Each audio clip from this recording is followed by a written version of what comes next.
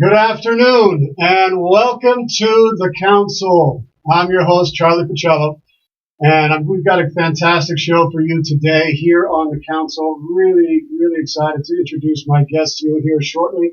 In just a few moments, I just want to do a quick shout out to our station here, KUHSdenver.com. That's KUHSdenver.com. We are broadcasting live here in Denver, Colorado, broadcasting the best shows, the best music, best programs, not only here in Colorado, but also all across the nation and touching lives all around the world. The numbers for the Council continue to rise. Thank you so much for tuning in. It's an honor and a privilege to be your host and to be sharing all this wisdom with you and experience and knowledge and life stories that people have that I think are important for us to listen to so that we can connect. You know, we're starving for that connection, and it's just an honor to be here and to be able to provide that for you. I do want to let you know that I will be speaking and presenting at an event that we'll be talking about more in the future, the 5D event in Las Vegas. That's going to be April 19th, 20th, and 21st in Las Vegas. You can go and buy tickets now at www.5devents.com. That's 5devents.com. It's all higher consciousness, spirituality, business, quantum physics, all really cool stuff. It's an honor to be a part of the organization and to come be as a presenter. And I hope you check them out.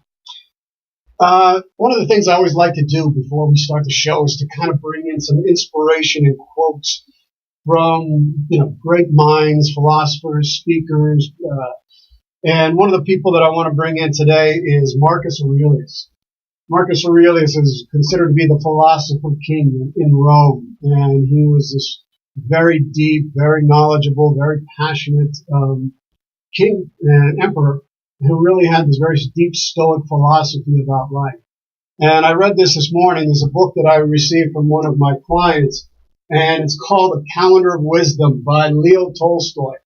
And I love Leo Tolstoy. He was just a brilliant writer, brilliant mind.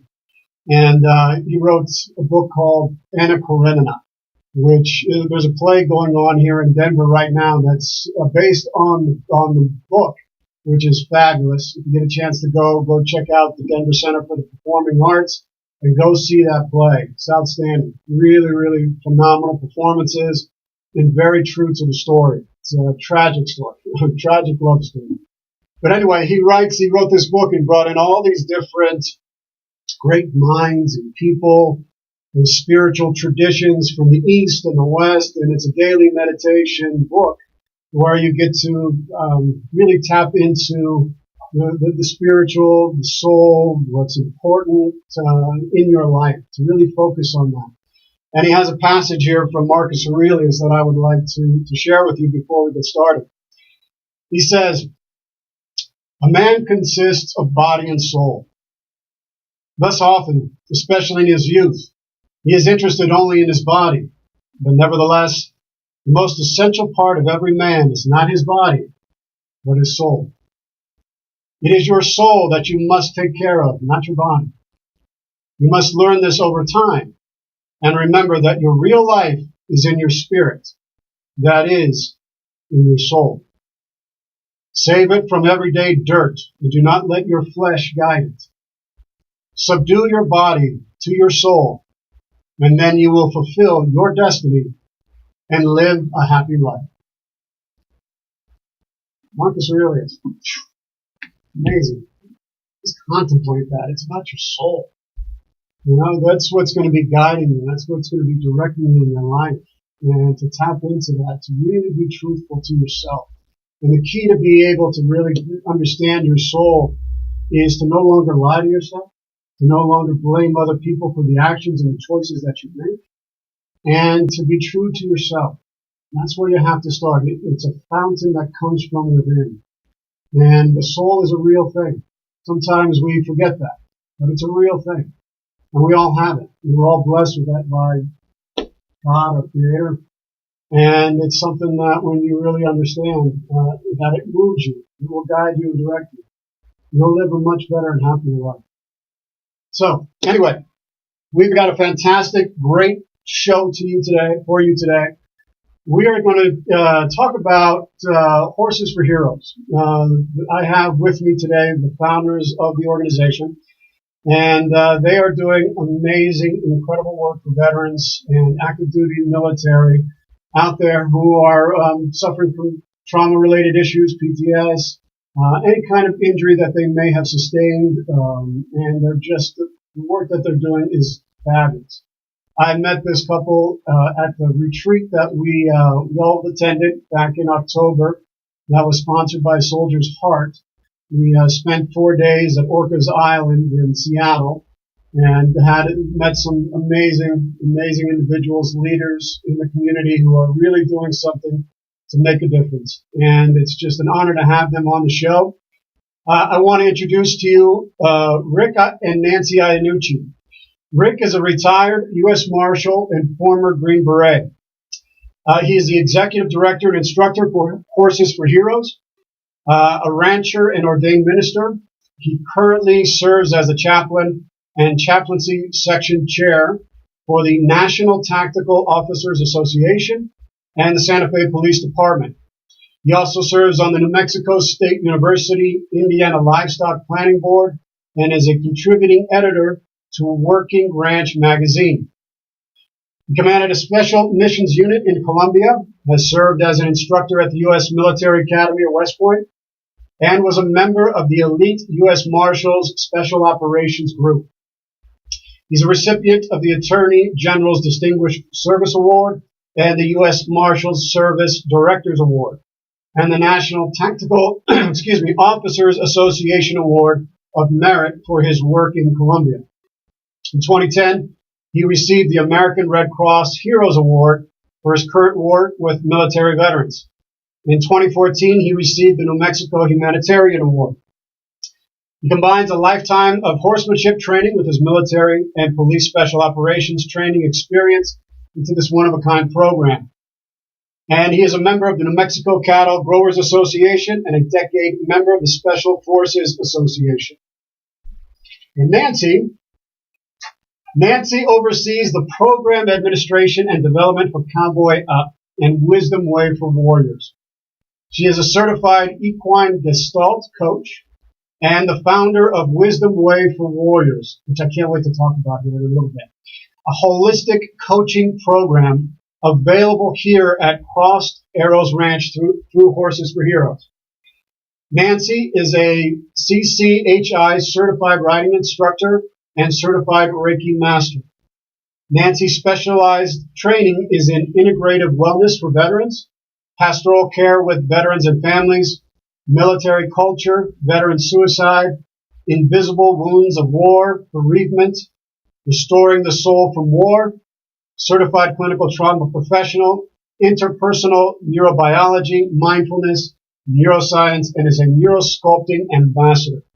She's also a member of the International Critical Incident Stress Foundation and certified in pastoral crisis intervention through the University of Maryland and is an EGCM associate instructor teaching EGCM graduates on how to work with veterans and people who have experienced trauma.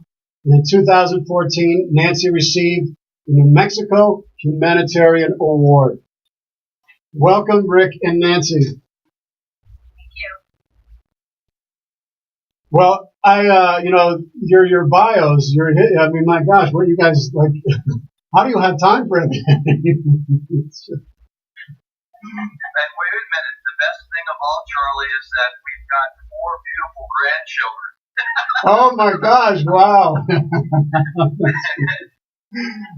Rick, you spent time in the military. Could you just share a little bit about your time, what you did in the service, and so that just people understand your background a little bit more? You bet. I served with the Army Special Forces, but at the end of Vietnam back in the 70s, I was in the United States Marine, and there wasn't much going on at the end of that time. They were giving people the food they could get in college. They would out. So most of us took a lot of that.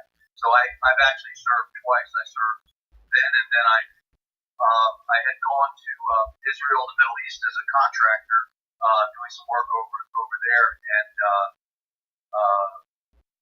I got in the middle of that Peace for Galilee operation, and we were up in the Hermon on the Lebanon border, and basically saw tanks rolling in, and said, "Well, World War III is coming.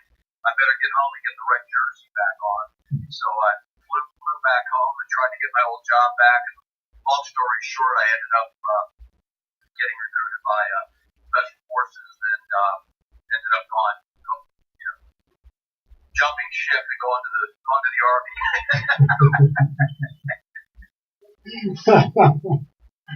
Wow. Well, that's honorable service. I mean, we've spent some time together talking. It's just you're remarkable, incredible. I mean, what you have done and served is if people knew the whole story. It's phenomenal how you have honored and served our country. And Nancy, could you just share a little bit about, your, you have this, let me look here, you're all these Gestalt and Wisdom Way for Warriors, and how did you get involved in all these different things, working with the soul and connecting? What brought you to working with veterans? Well, my husband brings me to working with veterans, for sure, and by way of working through the horses. But I have a background in part of my family systems is I have a sister that also has some problems with drug addiction. So it kind of started way back then. But the veterans is like a life purpose thing that just landed in my lap, and I've been running with it ever since because I'm just so honored to serve. And I've learned everything from them and get my answers and just prove everything by listening. Such an important thing to be able to listen. Really listening to people and listening to their stories. A lot of times that's the most important thing you can do. And being able to hear people's stories and share with their grief and share with their challenges and suffering. And sometimes that's the most healing balm, is just being able to truly listen to you. Exactly. You're absolutely right. We call it a ministry of presence, brother. That's right, brother. It is the ministry of presence. Total, full presence. Or rocking chair therapy, one the other. So many veterans, they're struggling with a sense of identity, purpose, and camaraderie that's not there when they get out of the service. And, Rick, as you know, we're all changed from the experiences that we've had when we served our country. How do you and Nancy, and this is a question for both of you, how do you and Nancy are able to bridge that divide through Horses for Heroes and help them to integrate, recover, and heal from those experiences and complete the full journey home? We start with the horse, because the horse is that bridge. And they're amazing spirits that help awaken up the divine wisdom that each individual owns inside themselves. And it's our job to help facilitate that knowing. The Native Americans that we work with, as you well know, we're down here in Indian country, so to speak.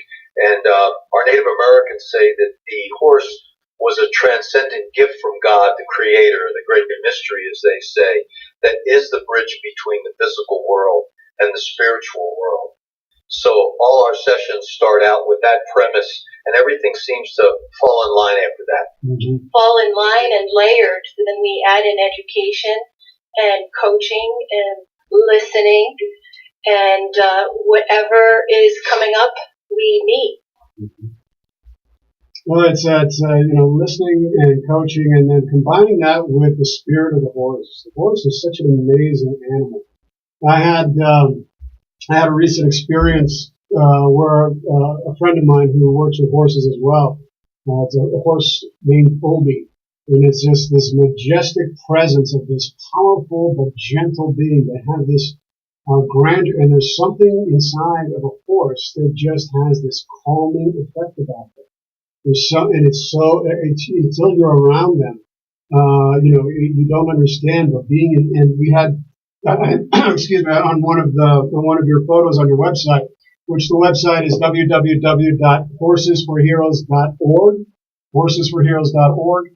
And one of the photos that's on the website is where you're having, I think it's you, Nancy, that has the horse, and that you're putting your head up against the horse, and it's beautiful. And it reminded me of the experience I had too, where I was just the horse, that Obi came up and he put his head right up against it. It was just like this moment of like, this horse didn't know me, I didn't know it, and yet why? And he was able to approach and come, and there was this, like everything was right in the world while I was next to this animal. And that's the way it felt to me. That's it. Well, this isn't some woo-woo stuff that they dreamed up in Santa Fe. This is real. There's actually real science behind this. The vibrations of the horse, the electrical impulses and vibrations.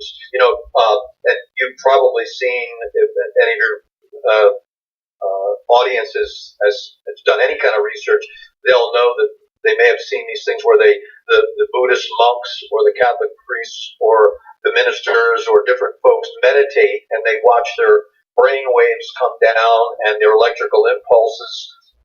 The variance is quite different from when they're in a meditative state as opposed to an active state or an anticipatory state or an adversarial state. The horses are the same thing. They vibrate, and I don't know the numbers. Nancy may know better. She's our horse expert. But they're like Mother Teresa and the Dalai Lama are up here, and the horse is like right next to them. You and me, Charlie, are down like pretty low on the vibration level. we're just the knuckle dragging. We're trying to get up there, and get our electrical levels up to that point. But seriously, though, there is real science as well behind it, and it is transcendent. So these are some of the aha moments we see when we start everybody out in what we call the round pen, and have them get that connection with the horse. And when you see those barriers come down and those walls come down, so to speak, and the veteran men and women alike getting that connection with that horse, that's the aha moment. You can't help but grinning ear to ear. Wow.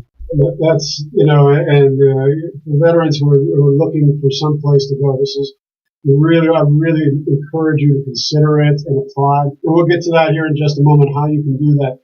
But when people join the military, when they hear that call to serve, Nancy and Rick, we are armored up to prepare ourselves for those challenges. We're armored up. We have to, because we may face, and in many cases do face, some of the most horrific challenges that a human being can face, which is the horrors of war.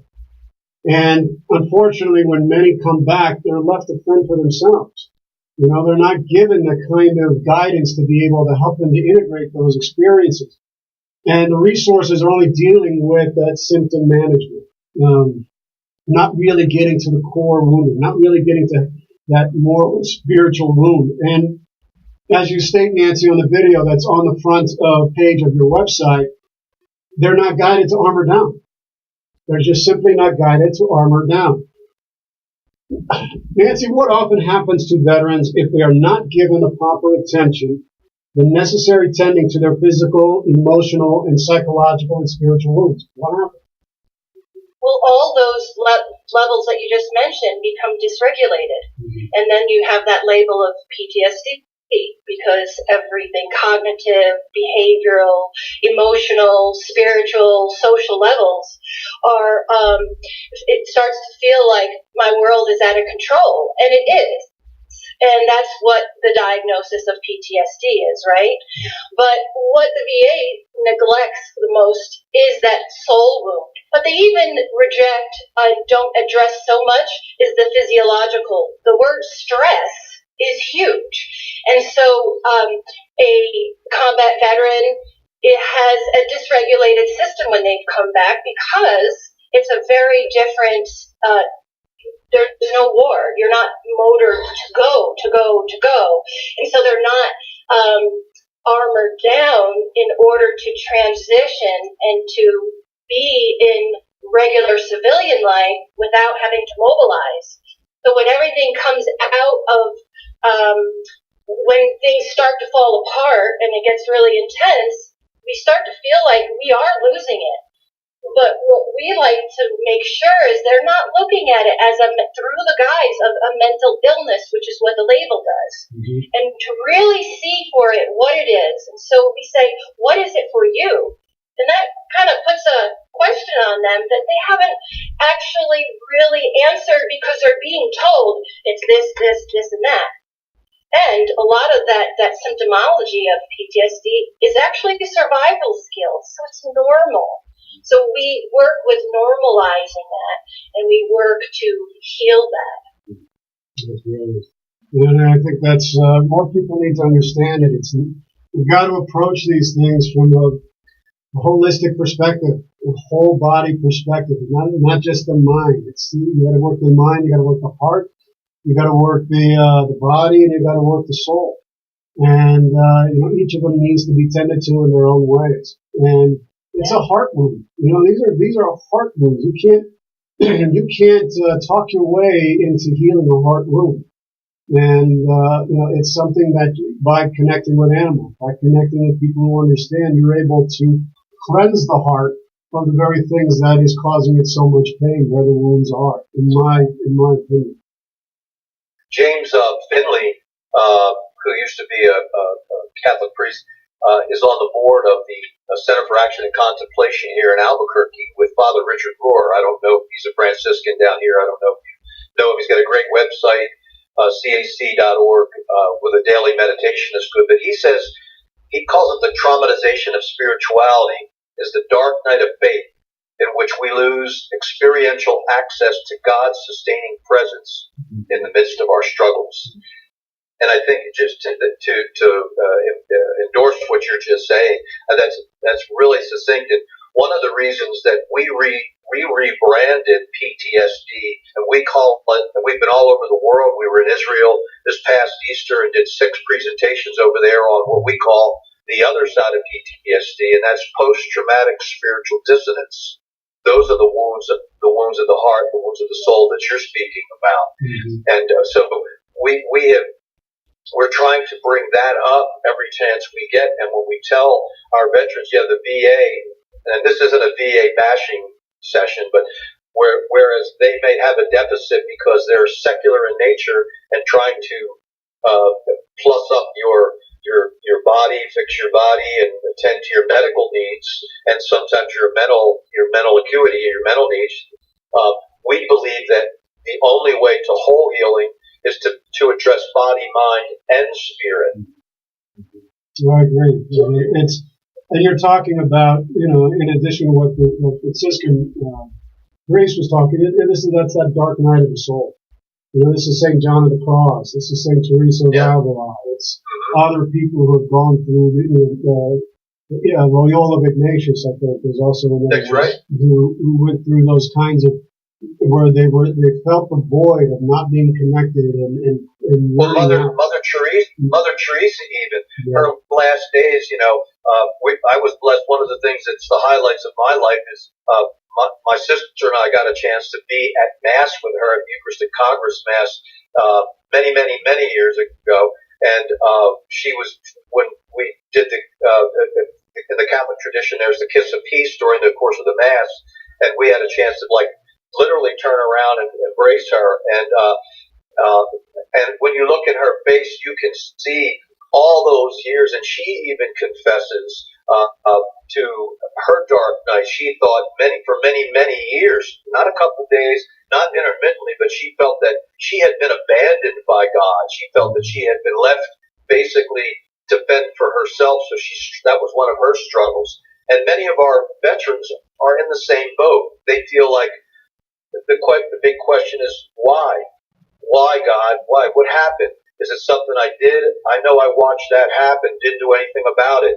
I may have not participated in the actual, maybe what you might consider consider, an atrocity, but, where does that leave my soul? These are the kinds of things that happen, a betrayal of compassion by command staff. You and I spoke about that when we had breakfast in Denver in January. So these are the kinds of things that are impactful that many people are trying to find their way back on a path of, a spiritual path of resilience again. You've told us, since we've been talking about PTSD, let's kind of break it down for people to understand why you made it spiritual dissonance. I've worked with and have been honored to work with Dr. Edward Tick for many, many years. Yeah. He's been my mentor, teacher. He helped me through my challenges. And with Soldier's Heart, the nonprofit that he built and he dedicated his whole life for healing war trauma. And, I experienced moral injury in my time in service working on the nuclear warfare program. And my experience was put together in a book, published alongside other stories of other veterans who had experienced trauma, combat trauma, as well as moral trauma. And it's in a book called Moral Injury, a Reader. And based on my understanding of my own experience with it, working with other veterans, doing these different retreats, working through the wound itself, and working with other veterans who suffer from PTS, it is, at its core, a spiritual and moral wound.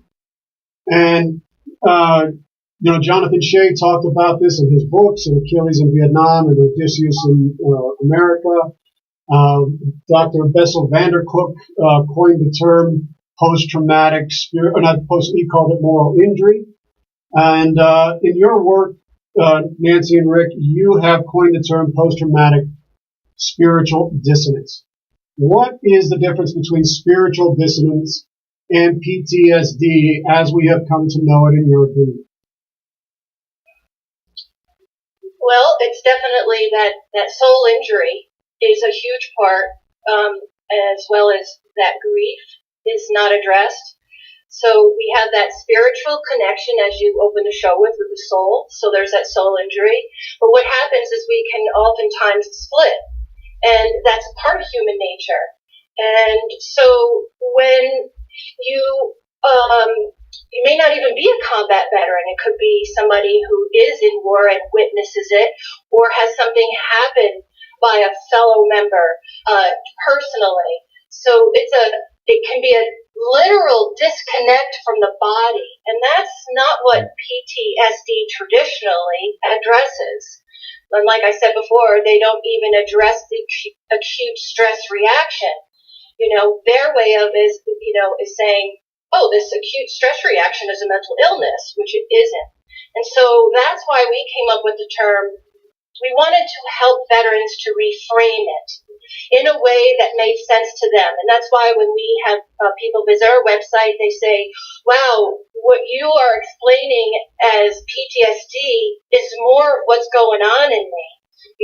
So there could be the divide itself. It could be something happened in the command, like, a difference in command, what was spoken to before. But whatever it is that it's a soul wound. And that wound, if you go back, wound is trauma. Mm-hmm. And so that's what traditionally, what's in the DSM-5 does not exist as trauma. They're calling it mental illness. Mm-hmm. And it is actually a normal portion of what happens to people who go and witness war, whether it's war in Afghanistan or war on the streets of the United States of America. So we have to address that too. Trauma is trauma, doesn't discriminate, and some is compounded levels of trauma. And so what we have found is, unfortunately, VA doesn't address that. I mean, our VA here doesn't even have grief therapists. So that's part of what a big portion of my work as I do as a Gestalt coach is grief process work. Do you want to add something? Yeah, I said one of the things, Charlie, that in our attempt to mitigate what we're talking about, it's great that we talk about all this aspirationally, but let's talk about how to mitigate that. Mm-hmm. And one of the things that we have found is that the first thing they have to get their heads wrapped around because they may have participated in these things that have been in their mind so atrocious that they can't even confess them. And says, we talk about forgiveness, and the first part is learning to forgive yourself. And self-care and self-forgiveness is not selfish. It's basically accepting God's grace for what it is. It's a free gift that is there to help you get back on track, get you back in the game, so to speak, and get you back on the path towards wellness and wholeness. The second part, we tell them, once you get that part down, the second part's a little trickier. And they like look at me and they say, well, you're ex-Green Beret. What do you mean it's second? I said, you got to learn how to forgive your enemy. And I said, and they look at me and I stop for a second and they go, like they're shaking their heads like, wait a minute. I said, hold on a second. I didn't say you had to condone what they did to put you in the position that you were in, that you had to retaliate or develop that bellicose nature in yourself or to do something that you normally wouldn't have done, that transcended reason, that transcended your upbringing. I said, what that means is that you have to unpack that out of your rucksack that you're humping around, because as long as you do not forgive that person, and it's scripturally sound as well, leave your gifts at the altar, go take care of that, go travel 200 miles and go make it right, and then come back, then you can give your gift freely. So similarly, those kinds of things are important for them to free themselves of that burden. Get that out of your ruck. Otherwise, you're still a prisoner. You'll always be a prisoner, and that will always be the stumbling block towards your wholeness, your freedom. Your reunion with your spiritual self. I can't agree with you more. And that sense of where of the soul leaving the body. When I was in my extreme circumstances where the PTSD or I literally felt like there was a hole where my soul should have been. Sure. And like my soul had fled outside of my body, and it was the most excruciating, unendurable pain I'd ever experienced in my life. Sure. And I wanted to suicide because it was so painful, and it didn't go away and it never left. And part of the process for me was, like you just said, it was to forgive myself first, and then to start to forgive others. And that was a long walk to get there. Sometimes, especially if you're getting or experiencing or have experienced betrayals in your life, and they constantly keep showing themselves up again, because you need to get to some place where you're forgiving others for the things that they have done to you. You're forgiving your enemy, you're forgiving those things. And that's where we get that, because everything is interconnected. Everything, that is the holism of spirituality. That is the holism of the soul. And I think it's so important for people to regain trust in themselves. And exactly. What do you think? How important is it, from your experience, and you both of you have been working in this for a long time, for people to be able to regain trust in themselves when they participate in or didn't participate or whatever in something where we betrayed our sense of right and wrong?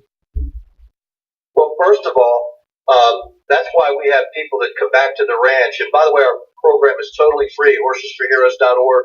Totally free to veterans. They don't pay anything. They just got to get their tail down here. Mm-hmm. But it doesn't occur overnight. You get it on the installment plan. And that's why we have veterans coming back 4 and 5 and 6 times, because they get plussed up each time they come and they get another little piece of that. But one of the beauties of working with the horses, to move back to that, is that when you start working with those horses, you can start to see that trust rebuild, because you're working with a non-judgmental gift of God, a transcendent gift of God, that animal that is on this planet, that is right in front of you, that's communicating with you, that you're communicating with that horse. So that is one of our partners, and that's one of our facilitators towards that forgiveness piece. It's that connection piece. When you feel like you're connected with anything that's breathing oxygen in the same sphere as you, in the same bubble, that's when you start to redevelop that trust. Once they develop that trust, with them themselves and the animal, then they develop it with their as over. We feed everybody every day at our place. I cook lunch every day for everybody, and we sit together. We break bread, and we start developing that trust in each other. We revisit that. We refresh that camaraderie that they used to have, and we bring that back. And then once they start developing that, we're not a preachy bunch, Charlie. You know me well. we're certainly not that at all. But we would, as Nancy will say to them, we'll have guys that'll sit at our table and they'll say, as they start developing that faith in God or faith in the divine creator, or as our natives call it, the great mystery again. Nancy will say, well, we'll ask them, we make everybody say, hey, say a blessing. We go around the room, everybody can say one day and the next day. And Nancy will say, well, what are you grateful for? And the guy will say, I don't pray, I don't do this. Okay, what are you grateful for? And they'll look at her, and we will end up getting some of the most beautiful blessings that we've ever heard. We all start looking at each other going like, 2 seconds ago, this guy said, I don't do this. And we're like sitting there stunned at the beauty that comes rolling off of people. They get infused with the Holy Spirit or whatever you want to call it, and we hear some beautiful things. So these are the things that start building all these trust levels. And again, you don't get it right away. There's no silver bullet. You get it on the installment plan. But you have to provide, we used to call it a safe space. We now call it a brave place. And let the veterans come to a brave place in their heart. And that's one of the things that the horse helps them do. Mm-hmm. Speaking of courage, I think the root word of core is the heart, courage. It's being able to speak the truth, is being able to speak the truth of who you are with your whole heart. And that was like what courage was all about. And I think that's what you're providing for, is that bravery to be able to speak the truth of what's inside. And it's amazing, like you said, when you allow people that opportunity, it's like it's all been trapped up inside here, and this beauty just wants to come right out, and it's been just give them that opportunity to make that happen. The other thing that mitigates that too, that mitigates the things that create a fertile atmosphere for them to want to even think about suicide, is we deflect that by infusing with gratitude and hope. If you can infuse the narrative and their thoughts, and it takes time, with those elements, they are tangible elements that basically shatter that despair and that hopelessness, and basically dissuade them from and disabuse them from the idea that they even want to think about that craziness. Yeah, it's a temporary solution, it's a permanent solution to a temporary situation. Right on, man. You got it. And it's just those feelings and emotions and all that stuff will pass. Just don't stay in the storm. And find people like you and others who are out there helping that people embrace you, so that you don't make that choice. And we really need to reach out as often and as frequently as we can. We have got to make a quick announcement for the radio station here on KUHSdenver.com. We are broadcasting live here with Nancy and Rick Iannucci, founders of Horses for Heroes down in New Mexico, listening to this amazing conversation here on KUHS. We're broadcasting in Denver, all across this state, all across this nation, and touching lives on every continent in the world. And it's just an honor and a privilege. And thank you for tuning in. Thank you for tuning in to the council. I want to start talking about the program here just a little bit. I mean, you have this Horses for Heroes, which is www.horsesforheroes.org. That's HORSESFORHEROES.org. There's a lot of it's a unique skill setting, restructuring program to help veterans use their skills and experiences to apply it to their everyday lives. How does your program work? How does horsemanship facilitate their adaptation from military life to reintegration into the civilian sector? Well, horsemanship is leadership, basically, pure and simple. if in the grand design of things, is in the herd life of a horse, you're leading, you're following, or you're getting out of their way. The old military term. So that is the key to that. So we use the horse in that fashion, and the horse uses us similarly to.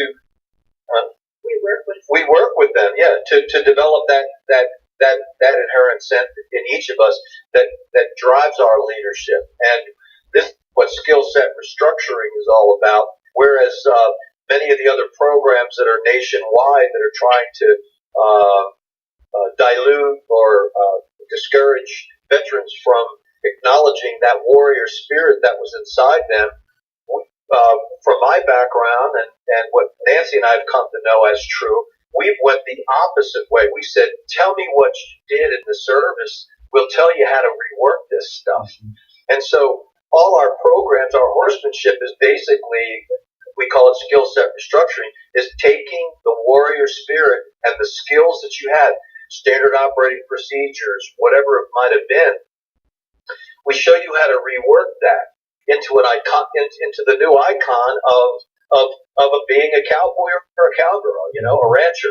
So, for instance, when we do, I'll give you a perfect example. When we do, you've been on a horse before, and sometimes the horse will be weaving all over the place, and as we used to say, they're doing the drunken sailor deal. No disrespect to the Navy, but so we would say, we look at what they're doing, we say, hold on a second. Do you remember bounding overwatch in combat patrolling? Yeah, that's where you leave a cover position, you go directly to the next position, eyes focused on that next site, straight to it, get down, regroup, reset again. Perfect. That's what you're going to do now.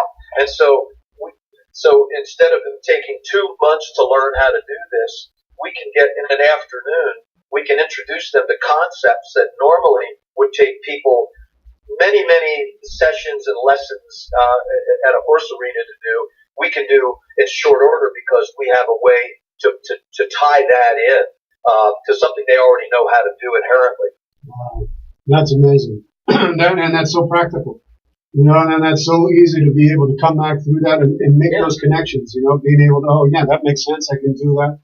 Because so often you're like, what am I going to do with these skill sets that I have? I don't know what to do with them. And then if you're hurting. So being able to make those connections and those links is so critical, I think. And we see great strides, especially when they're working cattle together as a team, because we have program partner ranches. Once we train here, we get them where they can sit a horse and do very well with that. If it's the right time of the year and we happen to be working on one of our program partner ranches, we'll saddle up, we'll move out, trailer out to one of the ranches, and they can see how they work them together. And working as a team gives them, reconstitutes that feeling of being back on an A team or in a squad or on a Marine fire team or something like that. So they actually get a chance to see that this stuff really works. And really quick, it's not about becoming a cowgirl or a cowboy. It's just we are working with the horses to show how to use that military skill set so they can take that and apply it to any area of their life. Well, Nancy, you speaking about the horses, I know that you are your horses are your babies. You have beautiful healers, right? You've got Jack, and you have Roper, and you have Hollywood, and you've got Knight, you've got Junior, a.k.a. Houdini, and T4, which I'm interested. That's a great name. But you have the horse is the teacher. And in the Native American traditions, horse medicine can teach us the lessons of being true to ourselves, no matter what our bridle may be in life. And that the horse reminds us to live presently and attentively with gratitude, with our heart towards all those we share within our life. And Nancy, why are horses such magnificent teachers, and what are some of the benefits veterans gain from working with them? Why are they great teachers? Well, first of all, they live in a Zen moment. They live at peace and they vibrate at that calm level. So that's kind of what Rick was talking about. You know, they are able to co-regulate our systems because they bring us to their level of peacefulness. Does that make sense? Yeah. Easiest way to say it. They're teachers. They call you on your stuff when you're lying. They know when you leave your body. If I'm working horseback and if somebody starts to get frustrated, my horse will shut down, and until that person gets realigned, mind, body, and spirit again. So it teaches them how to work with frustration, and that they can work through frustration, because anger is really quick in people with the diagnosis, right, of PTS or whatever. And so it gives them a living opportunity to experience that, and then they see and use the skills. So I say, well, how did you just calm down there? You know, I mean, what did you do to get back on track? And I said, well, you know, I breathed, then I just refocused. I said, okay, I want you to take that into life, because you just showed me and my horse you could do that. Now he's ready to move. Ask him to walk on. They walk on together. You know, I think there was a part 2 to that question. That's part of it. That's part of it. Yeah, no, that was beginning with a better. I thought it was brilliant. No, you're giving how they can take the tools that they're learning from with the horses, what they're giving, what they're teaching, and how that can be applied into their regular lives, into their civilian sector lives. And in corollary to, I want to continue with the horse.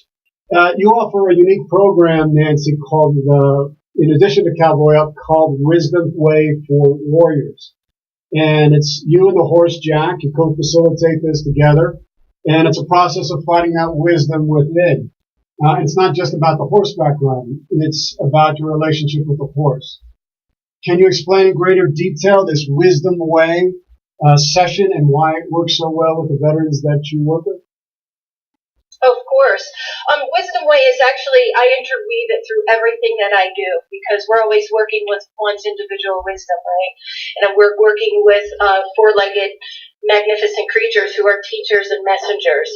So a Wisdom Way session is based on my Gestalt work. So there's also Wisdom Way that is purely coaching, which includes the education of one's physiology, the stress response, getting to know your triggers, really understanding you can't be in two places at once, and how to regroup and get to the place where you're using your prefrontal cortex, that thinking, rational mind. So a typical session would look like, let's just say Wisdom Way EGCM, which is Equine Gestalt Coaching, is I will introduce you to my horses. Now, all my horses, not only Jack, are my co-facilitators. So they work with me. And they are coaches themselves. So I'll see who's stepping up to the plate, who wants to work today, and we'll start in the round pen. And as I'm talking with the individual is bringing me what's up for them right now. It's my job to facilitate what's underneath that. And as a gestaltist, we call it the background. And we work together to bring that unfinished business to completion. So I'm working with a horse and a person. The horse is without a halter. They're at free delivery in the round pen. And if I'm missing something, that horse is letting me know something. Especially when I said before that, they're really good lie detectors. Yeah. So if they're able to really work, the person is moving, that really helps with cognitive processing. They're moving, that horse is interpreting, they're perceiving at first who they're working with, interpreting it, and then they're responding. And so it's a really beautiful melding of all three of us to really uncover the wisdom that is within. And it's a really beautiful process. And I have several different ways that we do it, and it's really directed by when I'm working with an individual. It's a different session for every person because each person is bringing a different thing to the table. That sounds amazing. That sounds brilliant. Absolutely brilliant. That's like, wow. The horses are really amazing because what they want from us, they see our fracturedness and they really work with us to bring us to that place of whole. So that is when mind, body, spirit are in alignment. That human spirit is in alignment with our mind and our body. And they really are healers in that capacity. And we give them free rein to show us and to let them do their magic. And it's so profound. I can work with somebody in one session and they're like, good. We have somebody right now that is in a relationship, thought they would never be in a relationship again. And, it's going on 2 years. So it's just beautiful stuff. Right. Sorry, keep on moving that. Thich Nhat Hanh tells us you enter the path of transformation when you begin to practice the things that you pronounce. And if we can get them talking about these same things, once it touches their heart, that's where we start seeing that healing, about that transformation to come out. And it takes a while, again, on the installment plan, but it does come, and we do see it. And they are the aha moments. The aha moments are the fantastic part. Right, that's true. When you have those aha, you recognize it and you see it and you feel it. And it's just like you've been liberated. It's just lifts your spirit. You feel so much lighter. It's like you've been carrying that rucksack and you've been dragging it around and trying to move it with and carry all this. And it's like, oh my gosh, I'm so much lighter. I can feel better, And Exactly. all of a sudden, your connections to people are better. You can have those relationships that you didn't think you could have. And it's just like, Thich Nhat Hanh, the Buddhist monk, you begin to feel the love that you have inside of you and that you can give freely. And it opens and you have a reverence for life all of a sudden that you didn't have before. And it is a process, but it's there at the end if you take it, if you walk it. And it's just, what you guys are doing is amazing. I mean, it's absolutely brilliant what you guys are doing. What is a typical... Well, grace is free, but it's not cheap. No, it's not cheap. It's not cheap, that's right. It's always available, but it's not cheap. Rick, what's a typical day like on the ranch there when a vet comes out and they arrive for Cowboys Up, the skill set restructuring program? What's a typical day like? Well, it depends on if they've come from out of town. We have a bunkhouse, so there is a residential portion of this. There's a residential program. So providing we've already got them here, we obviously starts at probably right around sunup, depending on the day. We feed horses. We have ranch chores that we do here. In season, we'll have our own yearlings out here and cattle. We've had 3 years of a drought, so we haven't really, our cattle are out on our program partner ranch on the Navajo reservation. One of our veterans is running that now for 7 years. But in any event, so we'll get up. We do what we call Cowboy Up yoga. Nancy leads us in that, or one of our veterans lead us in that. I love yoga. And yeah, it's absolutely wonderful. They basically, Nancy worked on under Pearl Birch Bender's with some of her ideas. She wrote Yoga for Warriors. She wrote, and she made a gift to us. She's been communicating with one of our veterans who does some of our yoga. He's an Army major doing yoga. Leads us in yoga also in the morning if Nancy's not available. So we start with that, and basically we stretch out. Everyone has the opportunity to do a small meditation. Somebody might be reading Thomas Merton and come up with something that's pretty profound, or something from Black Elk, or whatever anybody's reading. Thich Nhat Hanh, Richard Rohr, whatever anybody's reading, and they feel it impacts their heart. We start with breathing. We end with breathing to try to get the guys and gals into a whole different relaxed mindset. Then after that, We've always got a pot of coffee on because that's what we do here. And it's so we hit the coffee mess as soon as we're done, and we do all this either on the porch. We've got a 12-foot deep porch that goes all the way around the building. And you go into our Cowboy Up blog, which you can access through horsesforheroes.org. You can see some of the photos. And then after breakfast is on their own, we start coming down. Once they're ready, they'll start coming down. They'll start pulling horses out. They've probably been assigned a horse, or they're choosing a horse, or the horse is more importantly choosing them. They'll start saddling up, bringing the horse out. After the first days are done in the round pen, as we said, getting to know each other, getting to know the horse, starting to get into that transcendental state with them. If we've gone beyond that, if we've transcended that, we start moving into saddling, but it's all done in slow motion, obviously. Not slow motion as much as in ceremonial, sacramental, almost like a tea ceremony in some respects. The wax on, wax off, rubbing the horse down, triaging that animal to make sure that they're ready for you, you're ready for them that day. They get that deep, deep, deep connection. The horse is calm, they're calm, saddle up, and then we head on up into the arena, and we start with exactly great, as we talked about before, great horsemanship, American horsemanship skills, and things of that nature. So that's what a typical day. At lunchtime, we'll stop. Usually I start preparing the meal the night before. We'll have it up. I'll break down. I'll turn my horse over to one of our crew. They'll tie the horse up, and then they'll start breaking the horses down. So by lunchtime, lunch is ready. They'll come up, clean up. We'll sit down. We'll eat a meal together. We'll fellowship together. We'll talk together. We'll enjoy each other's company. And then after that, it's a little bit of a relaxation period. We have a chapel, a beautiful little small chapel. We have a reflection pond on the property, places to walk. We have a walking labyrinth, a letting go trail that Nancy built. So there's plenty of places to go, relax. Or you can sit on the porch, rock, and have a smoke, or sit by the pond and have a chew. Some of the guys still are dipping and whatnot.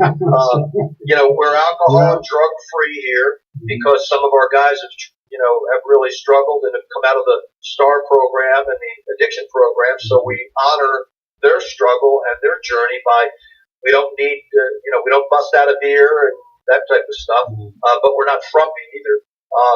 And then after that, usually Nancy we'll start with some of the creative classes or the brain science classes, nutrition, and we go right down the line and starting to provide real, one of our veterans said, you guys give us a Leatherman tool of things that we can use that we can take home with us. A lot of programs, once they're out, that's it, it's over. But we give them these multi-tools as we start going through our repertoire between Nancy's brain science stuff and all the things and the neurosculpting and all the stuff that she does. And then then there's a time in there, there's a break in there if they want to talk, if they want to go into the chapel by themselves or they want one of us to talk with them. Nancy will provide some additional life coaching, or set themselves up with some future programs and things like that. I can do pastoral counseling, and hopefully it's not pastoral crisis intervention. But we work on guys that are hitting, guys and gals that if they've hit a rough patch, this is the time to get up off it, give it up. Well, how does someone apply, Nancy? Is everyone who served eligible for your programs? How can people get in touch with you, the veterans that are out there? I know they're out there. I know they're watching. How can they locate you guys and apply for your program? They go right onto our website. We have an offerings tab where it describes what we have, and then under frequently asked questions, we have our it's apply frequently asked questions that has information, and that's where you apply for those programs. Fantastic. So go to www.horsesforheroes.org. It's horsesforheroes.org, and let's get you out there as quickly as possible. These people, Nancy and Rick, are amazing. I mean, just listening to them, thank you. can't, speak highly enough about what you guys do. It moves me. Sometimes I'm not even speaking the words right now, but that's how much I'm touched by what you guys do. Thank you. I can't believe how close we are to the end of the show. I mean, it's like, how does this happen? I don't know. I don't know how quickly this happens. I do want to get to two more quick questions.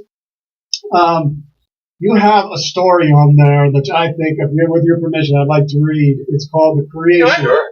It's called The Creation, a Sioux Indian Story. The Creator gathered all of creation and said, I want to hide something from the humans until they are ready for it. It is the realization that they create their own reality. The eagle said, give it to me. I will take it to the moon. The Creator said, no. One day they will go there and find it. The salmon said, I will bury it on the bottom of the ocean. No, they will go there too. The buffalo said, I will bury it on the Great Plains. The Creator said, they will cut into the skin of the earth and find it even there. Grandmother Mole, who lives in the breast of Mother Earth and who has no physical eyes but sees with spiritual eyes, said, put it inside of them. And the Creator said, it is done.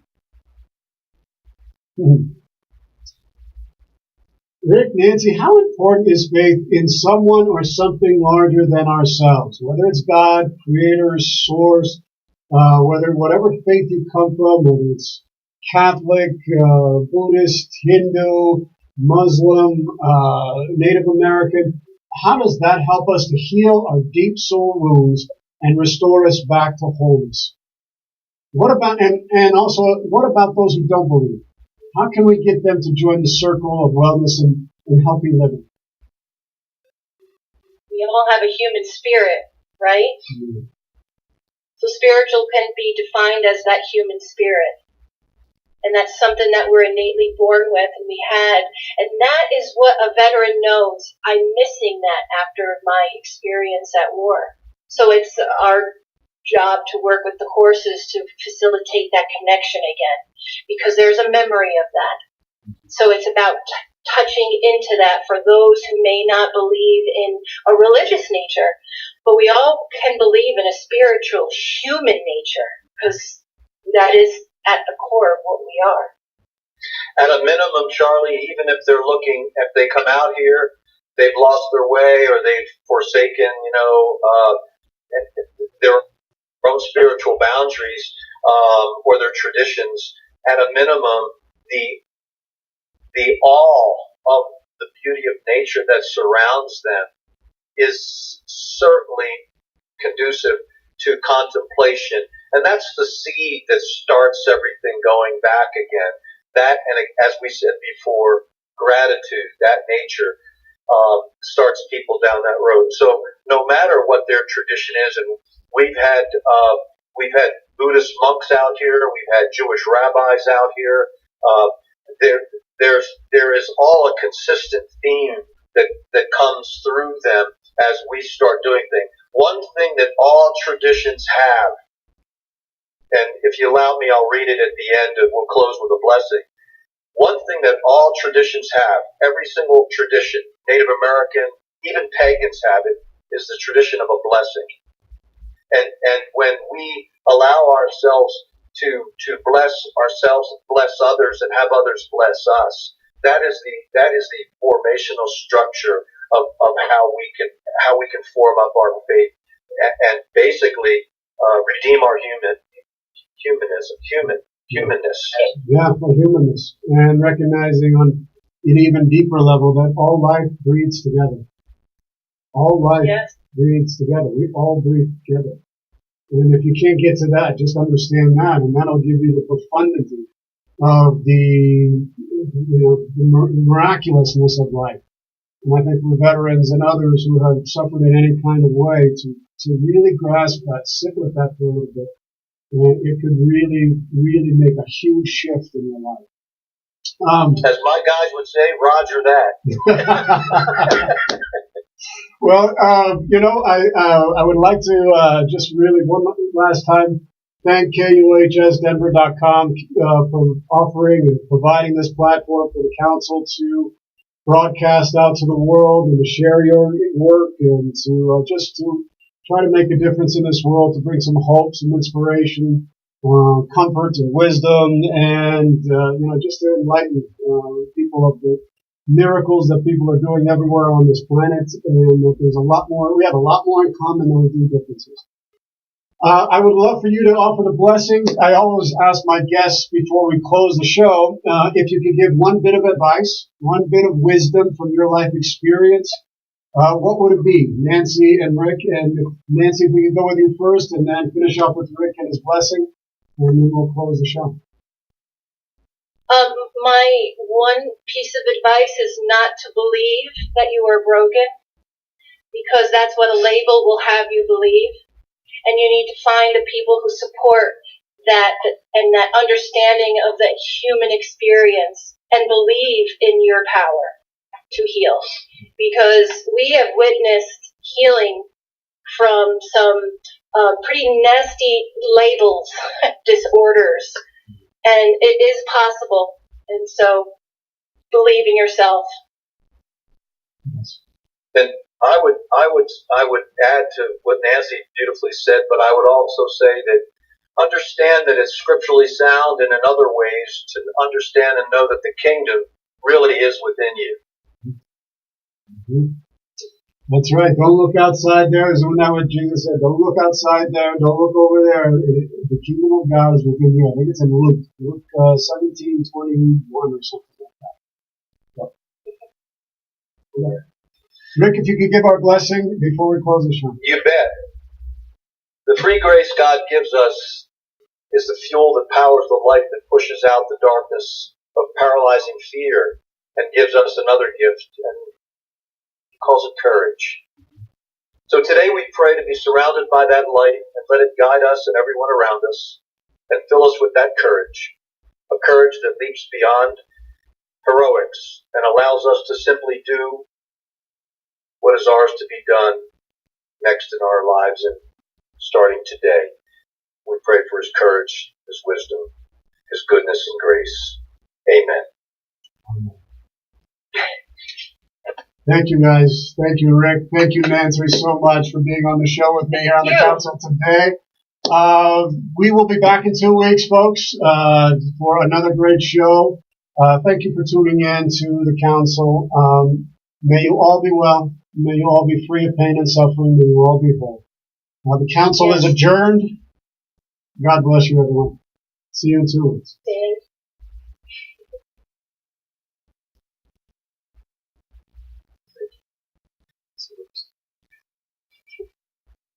Thank you, folks, on the international camera. Again, we will be back in 2 weeks, and please come back. We're going to have another great show for you. It's an honor and privilege to be here with all of you. Thank you so much. God bless.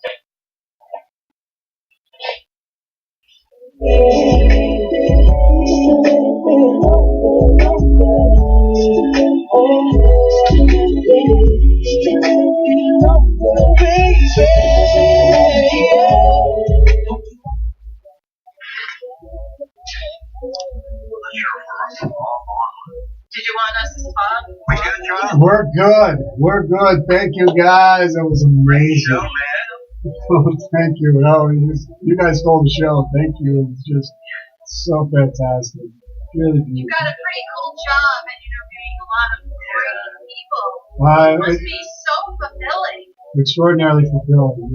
It was when I had the opportunity for this to happen. I didn't know if I was ready for this kind of role.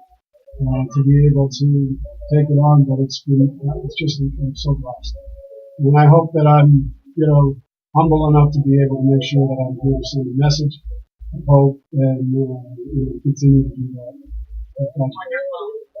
Yeah, man, it's great. It's really great, John. Thank you so much. And you did your homework, and we got into the important stuff quickly instead of the